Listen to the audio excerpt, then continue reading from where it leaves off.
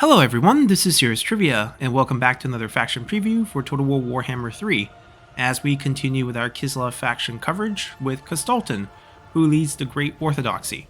Now, since we already covered the shared Kislev mechanics in our Boris faction preview earlier, please refer back to that video for detailed coverage of the three mechanics for all Kislev factions. We'll try to minimize how much we repeat ourselves in these previews, as we'll focus more on what made Kostaltyn unique, and we'll start that off with his faction effect.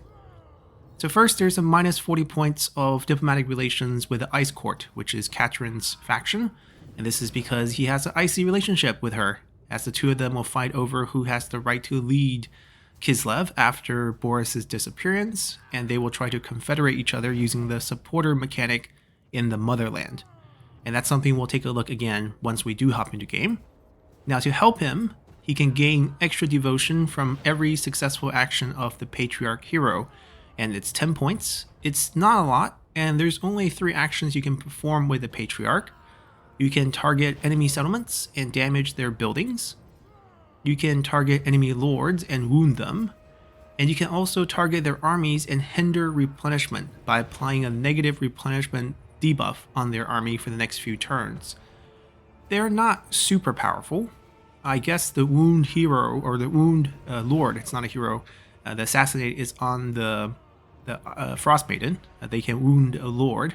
That one potentially can be quite useful if you run into a powerful lord. But still, I think Patriarchs are just a lot stronger when they're embedded in your armies, because they give a ton of replenishment and a lot of healing in combat, as well as being pretty tanky. And to build on top of their tanky stats, for all embedded Patriarch, which is how I like them in the game, we will get additional 20% ward save. And that's actually super powerful. Ward save in Warhammer, for those of you who are new to the game, is damage resistance. So essentially you take 20% less damage from all sources, and that just makes you a lot more tankier. Another improvement faction-wide is bonuses of melee attack and leadership for the cheap units. The Kossars are going to be your low-end range unit, whether you're using the spear variety or just the regular axe variety with a bow. And then the Kosovite dervishes are going to be your cheapest cavalry, and your horse archer are going to be your cheapest range cavalry. So basically, for your cheap low-end unit, you'll gain a boost of 5 melee attack and 5 points of leadership. The leadership is pretty nice. The melee attack, not so much, mainly because these units don't excel at melee attacking. 2 units that are technically mainly ranged with okay melee capabilities, so it's not terrible, especially since one of the spear variety is your easiest anti-large frontline unit that has charge reflect and also sort of bonus damage and negation against large as well. Charge defense against large plus the charge reflection for extra damage. So that's good. The horse archers don't need the melee attack. The Kosovite dervishes, even with 5 points, are still extremely fragile as a light cavalry and pretty much will die if you keep them in sustained combat, so that's also not really good. But the leadership bonuses are nice. And in general, Kislev has high leadership overall for all the units. I think the lowest value they have is 60. And on top of that, they all have By Our Blood for the most part, unless you're using Snow Leopard. And if you have By Our Blood, you're guaranteed to hit Unbreakable for 30 seconds if you are close to shattering in terms of your leadership dropping too low. And that's going to build into the Lord effect here. For all the units in Kostaltyn's own army, they will gain Frenzy, which means as long as your leadership is higher than 50% of your base, you gain 10% additional damage, 10% additional charge, and 8 points of melee attack, and you're immune to psychology.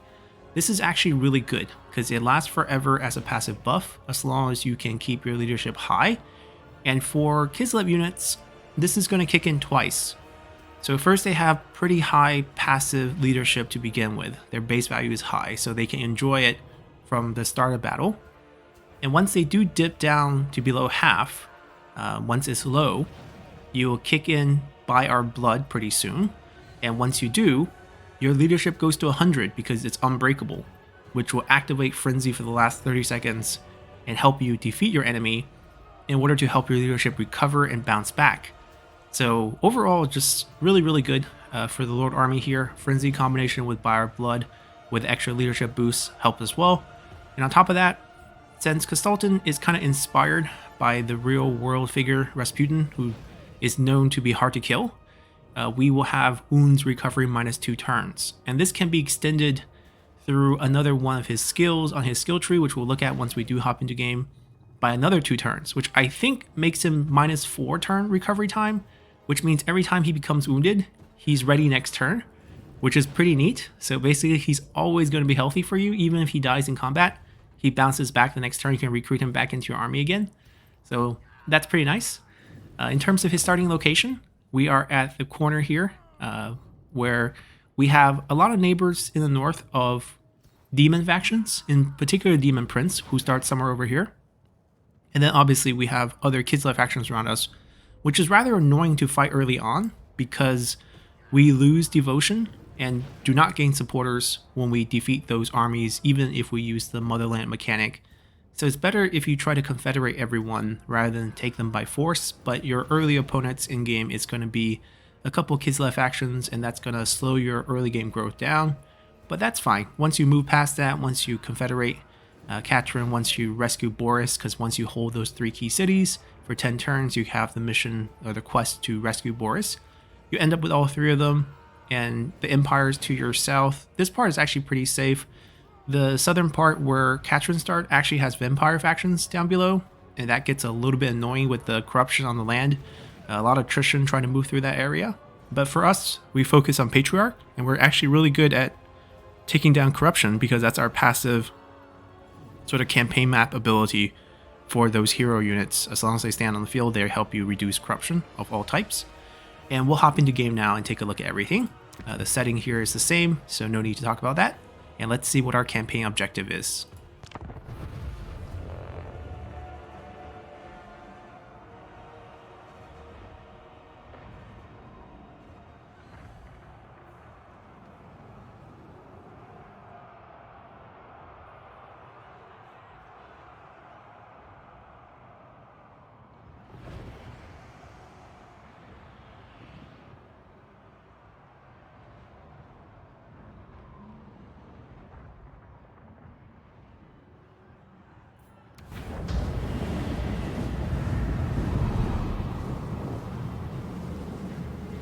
At the icy grave of Kislev's most glorious leader, I found the one I seek. Kostaltyn of Kislev. There is no price he would not pay to save Ursun. And with the death of Tsar Boris Burger, he alone has belief enough to perform this miracle. It is a mercy that you cannot witness Kislev's desolation. Your son has been taken from us. I see it in visions. He bleeds, trapped and alone. Yet instead of worship, the Tsarina dallies with frost magic and courtly intrigue. Forgive me, my Tsar, but your daughter fails you. Doom comes for Kislev. The shade who follows me shows himself. I know where Ursun dies, and I can take you to him. Lies will not save you, disciple of the dark gods. Listen to me. My book reveals a path to his deathbed. I will show you the way. For one drop, just one, of Ursun's divine blood. Heresy, sin unbound! It will free me of a chaos-sent curse. It will make me pure. And your faith will save your god. Bring your book. The motherland endures, whatever the cost.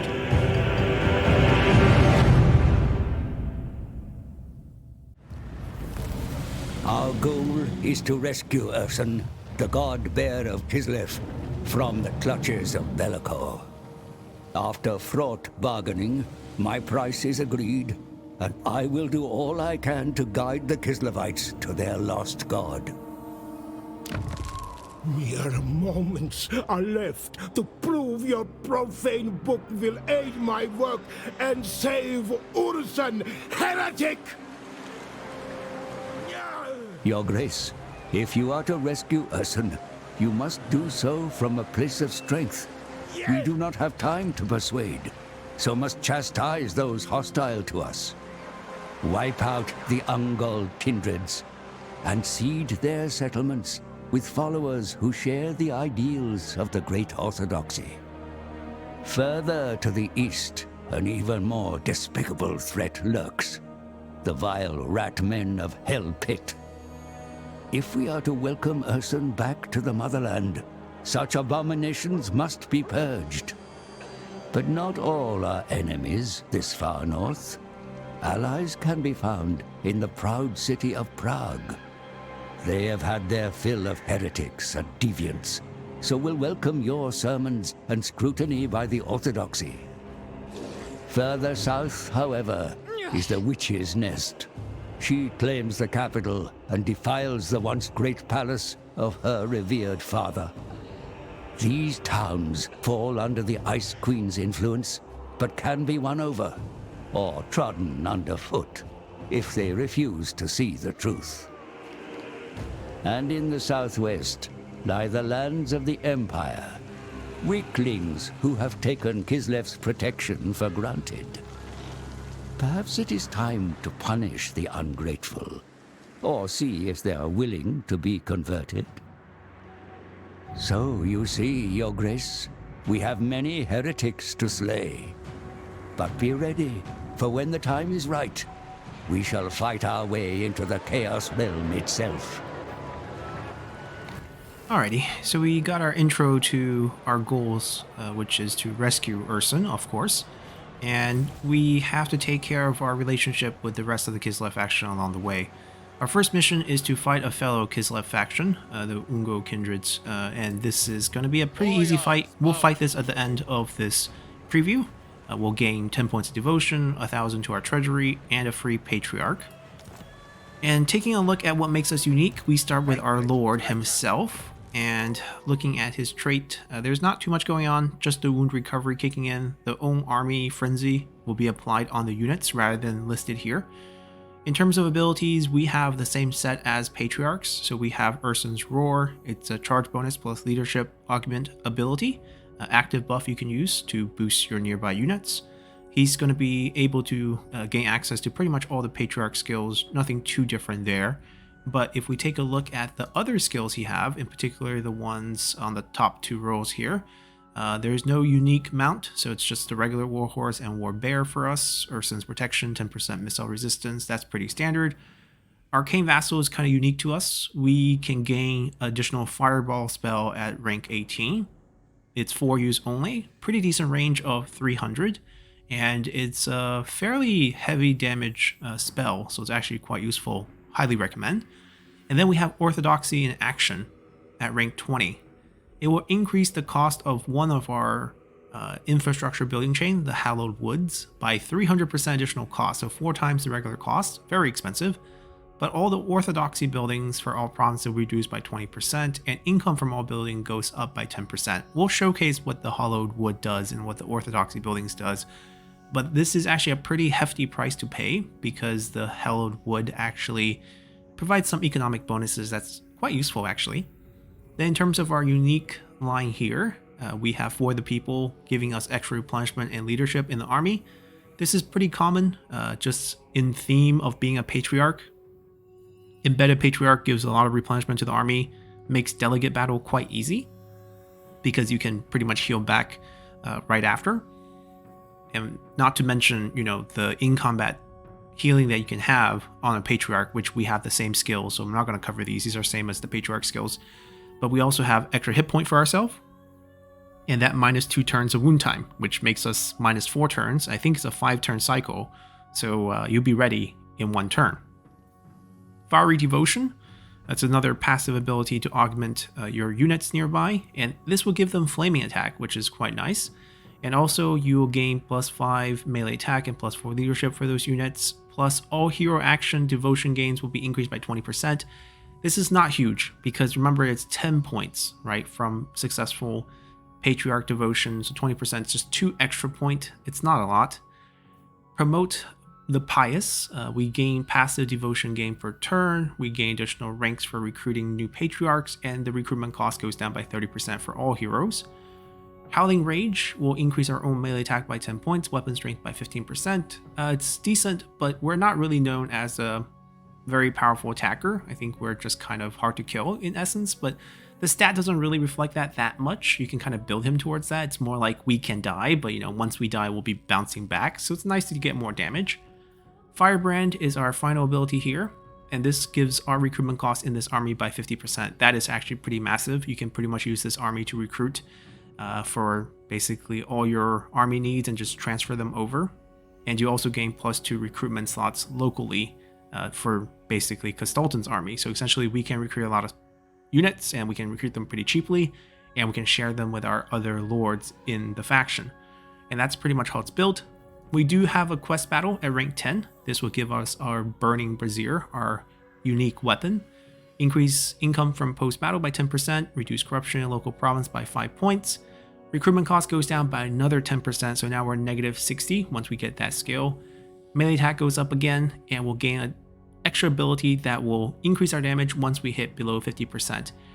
This will be interesting because pretty much it's going to be used to counteract wounds, right? If we're dropping to 25%, wounds kick in. So at 25 to 50%, we go up by 25% damage. Once we hit below 25%, we still go up by 5% because they will cancel each other out. We'll still have a positive 5% gain. We'll lose 10% speed, but essentially think of this as just eating away kind of your wounds effect, which is pretty nice. And that's kind of our skill set and quest battle setup. In terms of our units, as I mentioned, the Kossar units are going to be kind of special for us because of the extra stat we get on them, and the cheapest cavalry unit and the cheapest range cavalry unit. That's kind of our specialty. I think the design is we delegate with these units, right? We mass multiple armies of them, put in Patriarchs, and have them have high replenishment with bonus stats, and then you just go take down armies early on with cheap units, and then maybe transfer over to your stronger units like the Elemental Bear, which we start out with one, which is pretty nice. And this will obviously help us out in the late game, and we can recruit them a lot cheaper because we have the -60% once we do get to that point, and then we can share it with other armies. That's kind of the general playstyle idea behind Kostaltyn. Tech tree is the same, and as I mentioned before, it's focused on the 3 cities, which means if you want late game tech, you need to control the cities. And you can do that by confederating the factions. I don't recommend you fighting everyone because you won't be gaining much devotion and support as you do fight them. Early on, you can still just use the land to pick up technology if you get stuck over here, which I highly doubt because there's actually a bunch in each of these categories. It's like 4 turns, and I think these are 6 and these are 8 turns. So it does take you a while to get through everything. The strength thing, in my opinion, is that we also have access to the Ice Court, even though we're the Great Orthodoxy. We're still going to be using the same shared mechanic to train Frost Maidens and Ice Witches, using the ability once we unlock them with the technology, which we mentioned in Boris's faction preview. In terms of diplomacy early on, we do have access to a lot of factions. No one really like us, which is a bit sad, so not a lot of deals. I think Katrin's an easier Kislev faction to start because you actually have friends. We will have to work our way and gain friends by becoming more powerful.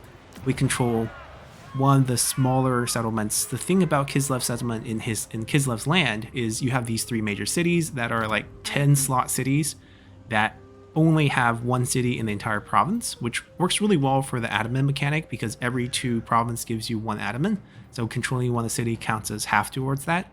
But all the other settlements in the Kislev land is just max out at 3. There is no quote-unquote capital here. All of these are minor settlements. So you also have to control a lot of land to get that. In the beginning, our troll county, or country, require us to pick up 3 land from fellow Kislev factions to complete this province. So it's kind of a lot of work for a very minimum gain. And speaking of the minimum gain, infrastructure buildings, we have the farm, which is our base income generator that also gives growth and recruitment cost reduction. quite good. This should be your main early game income plus growth plus recruitment. This is all you need in the early game, so this is excellent. In the late game, you can transition to more of a market economy that just basically generate more income as you move up. The thing is, since most of these are minor settlements, you're not going to be able to build the final 2, which does hurt you quite a bit because some of them revolves tradable resource, but what can you do? That's the design of the faction. As for the rest of this is the Hallowed branch, and this branch gives you devotion passively, which is nice, gives you replenishment, which is nice, ambush success chance, helpful, but not always needed, corruption reduction, always needed, and a boost to income from farm. So farm plus Hallowed Wood is actually a decent combination into the late game, where you spam this in all 4 of your counties, and you spam this all 4 of your counties, you get plus 200% income from farm, you have 4 farm, it works out pretty nicely. But unfortunately, once we do pick up that skill, this will become extra expensive for us, and it just basically becomes not worth it when this is going to cost us 8,000 to build. So you pretty much have to give up this line and then end up going for the religious line, which is the orthodoxy line. And this will be another way we can generate devotion and support, but we have to spend devotion to build it and then slowly pace us back. There is no income component here, but it does unlock the patriarch, which makes sense since that's our main focus in terms of unit. And as I mentioned before, you can use it to damage settlements, wound heroes, or hinder replenishment of armies to generate those 10 points of devotion or 12 points after you get a skill. If you keep them on the field, it cleanses corruption, and if you put them in the army, they gain 20% ward save. They have all the buffs we saw earlier on Kostaltyn, even though I didn't really show those skills, but basically it's a heal, there's like a damage boost, and I believe the other one's like a defense boost. But overall, you pretty much want the heal. I think it's like 36% heal over 3 uses, and that's actually really strong, plus the passive replenishment post-battle on the campaign field. And that's kind of the option you have here as a cheaper building. It's not the cheapest option because Boris can actually get this line of building to be free. There's like a minus 50% on the faction effect and then minus 50% on his skill tree, making these buildings just like free for him. And that's just so much better. We only get like a 20% decrease. We make up for the missing 50% here by just having 20% additional income, which means like the farm is probably not our best income generator, and we should probably just go for the market because we can't combo it with Hallowed Forest. Just the thought in terms of how to build out the economy. There will be separate building guides in the future, not right now for the pre-release period. And that's pretty much it in terms of what we have going for us. Early game, still recommend to save the devotions because these do not return enough in the early game, and you want to constantly use your devotion and your money every 20 turns. You can keep them cycle through each other to reduce your opponent's support because you really need these diplomatic boosts with other Kislev factions, as well as the control, leadership, and speed bonus to help you confederate them, help you do better in terms of managing your land, as well as leading your army. The higher leadership means easier to keep up the frenzy in your legendary lord Kostaltyn's own army because of that frenzy effect that he has. So let's take a look at everything as we guide him into our first fight here. A sacrifice to Earth. And we'll fight this one.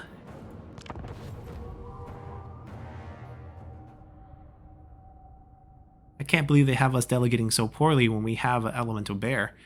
Once we do gain our healing spell, having an insane elemental bear army works quite well because they're massive single entity. If each of your patriarch unit can heal them back for 36%, you can imagine what you can do. Alright, all these are ranged, which is really, really nice. They have the same units though, so it's not going to be very different. We're going to harass with them, probably chase down their cavalry. I'll keep everyone around, charge in with the big bear. We'll see how much damage he can tank. That goes. Actually, we'll let them come into our range. We'll wait a little bit as we admire this giant beast. Oh, he has a spell. Right. We can use this.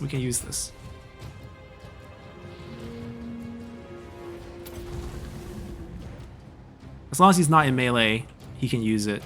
The range is not that long. It's 90 range, so. Comrades of the bear, on the march! We're gonna get shot. It's okay. Huff, and we puff, and we do some damage. That's a decent chunk, about a quarter of their health, and also scratched onto their lord a little bit. Alright, we're gonna loop around and crash into that guy. We'll halt them. Pop open our... Alright, they're all fighting. The bear is fine. Trust me, the bear is fine.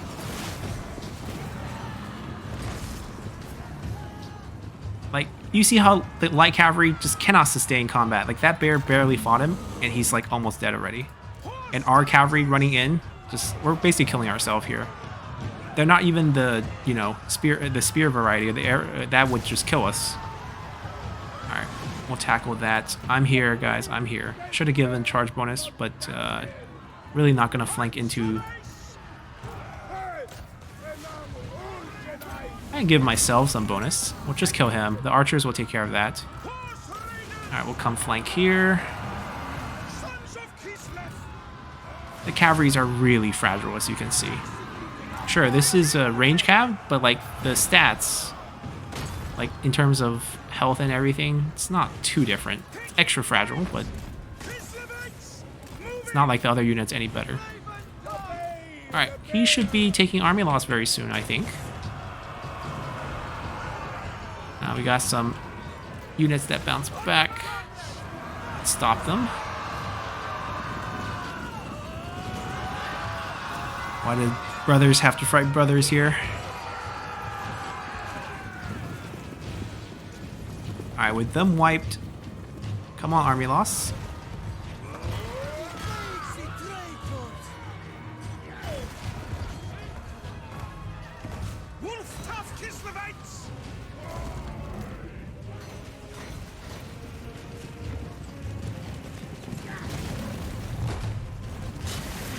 Ooh, fancy attack.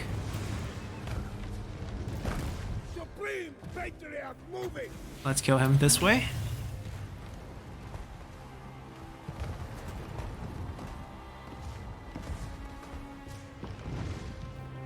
It's decent damage. It's over... Oh, it's not instant damage, but he is slowed from the frostbite effect. We'll let him live.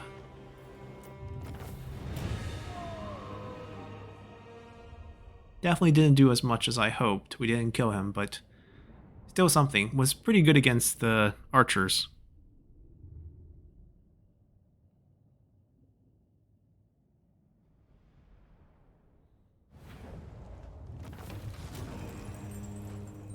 We'll probably pick up this later, but right now just replenishment.